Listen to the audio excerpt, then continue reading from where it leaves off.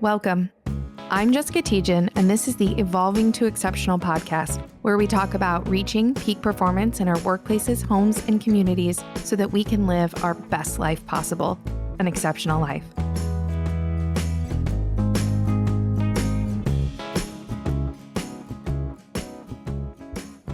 This is a message to everyone and anyone, to those who live everywhere and anywhere, a calling to the conscious, to those who want to be wise, to those who desire to make decisions based in fact, not fiction, to those who seek to solve problems based on results, not rhetoric, to those committed to intentional connection, not disconnection or isolation, to those who actively oppose denigrating, disregarding, and demeaning others, to those who choose courageous growth, not comfort, to those who dare to curiously, creatively, compassionately, and courageously reimagine a better world, to those who believe in a better world for all human beings, not just themselves.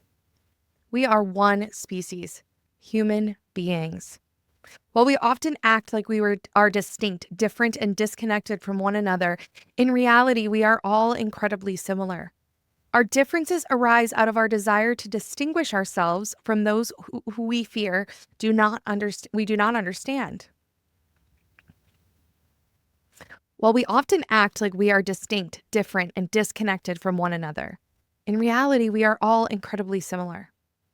Our differences arise out of our desire to distinguish ourselves from those we fear or do not understand. They stem from our need to make sense of those who view and experience the world differently. We have a choice of how to respond or react to the current climate, embracing greater wisdom by cultivating our consciousness or engaging in more cruelty, confusion, and chaos.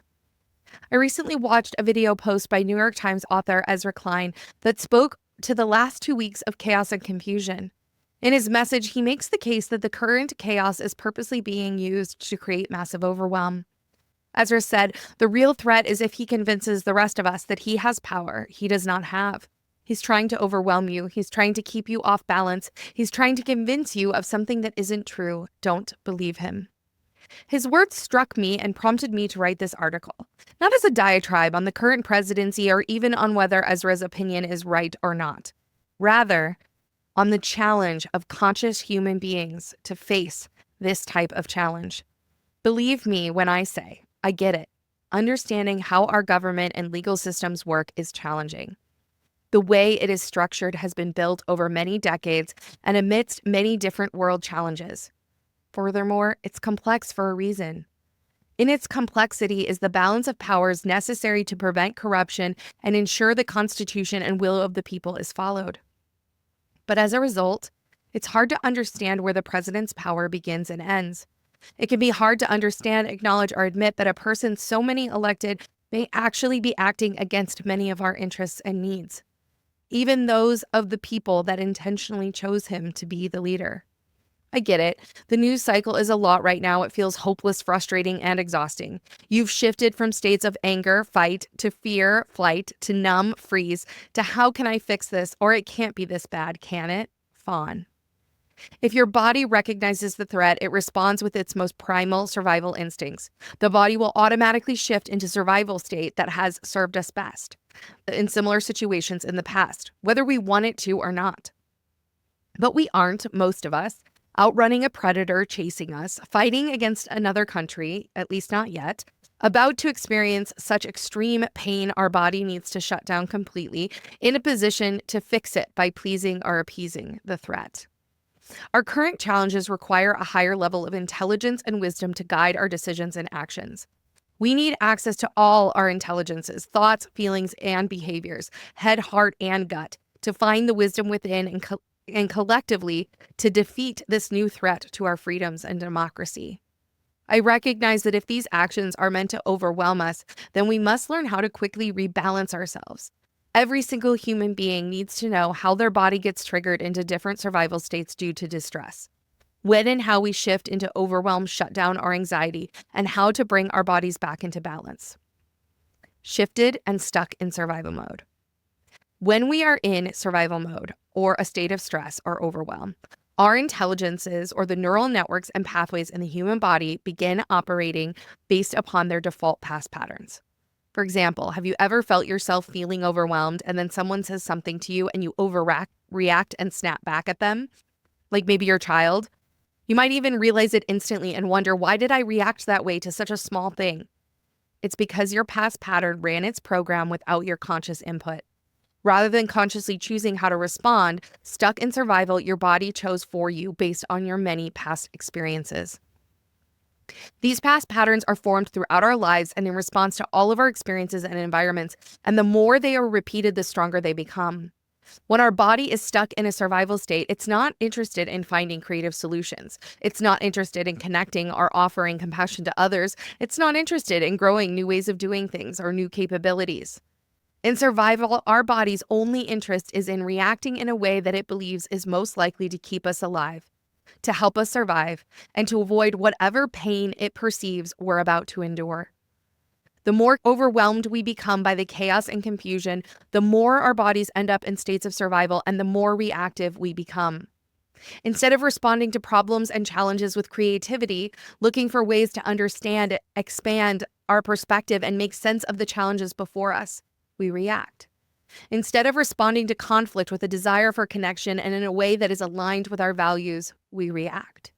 Instead of choosing actions that will ensure our long-term self-preservation with actions authentically aligned with our true self, we react. Instead of being compassionate, creative, and courageous human beings, we react with fearfulness or apathy, indifference or hatred, and stagnation. What can we do?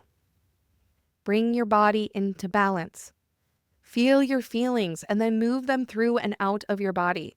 Instead of staying stuck in survival, use balanced breathing or other somatic techniques to regulate your nervous system and bring your body back into balance. When you feel overwhelmed, try grounding yourself by going outside and standing on the earth. Then we need to access your intelligences. Did you know you have 3 brains, not just one? Make sure that in all your actions, decisions, and interactions, you are actively listening to and communicating with all of them. Your head brain is responsible for cognitive perception, thinking, and meaning making.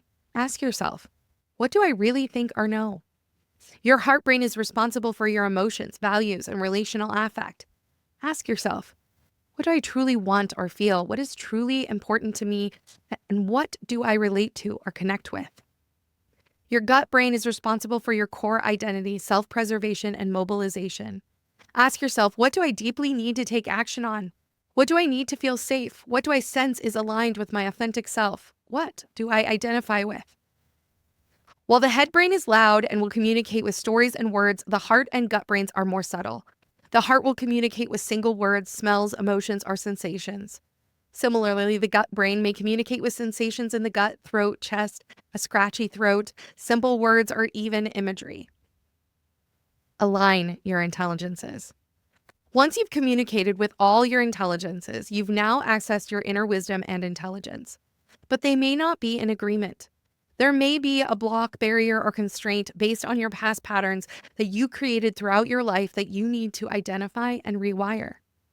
Indicators of misalignment or challenges between your intelligences are if you experience internal conflict between thoughts, feelings, and actions. You've not acted upon your dreams, goals, and plans. You do unwanted behaviors or habits and don't know why or have difficulty in stopping. You find it difficult to make a decision. Something within you is making it difficult to motivate yourself to take action. You sabotage yourself from achieving goals. Apply your intelligences.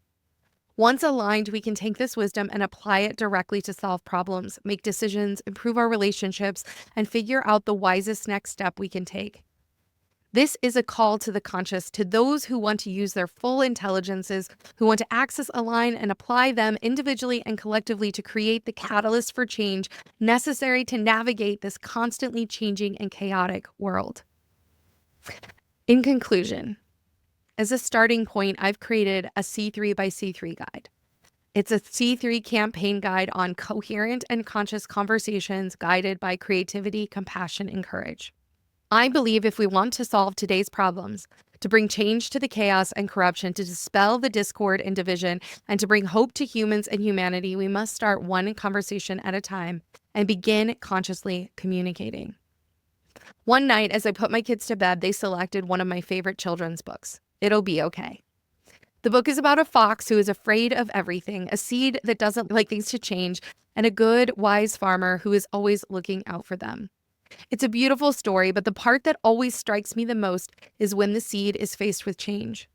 The seed gets planted by the farmer and thrust into a dark, scary, lonely place, deep down in the dirt, and must trust that there's a plan. The fox stays with his friend, seed, until the seed grows out of the dirt and becomes the magnificent tree he was meant to be.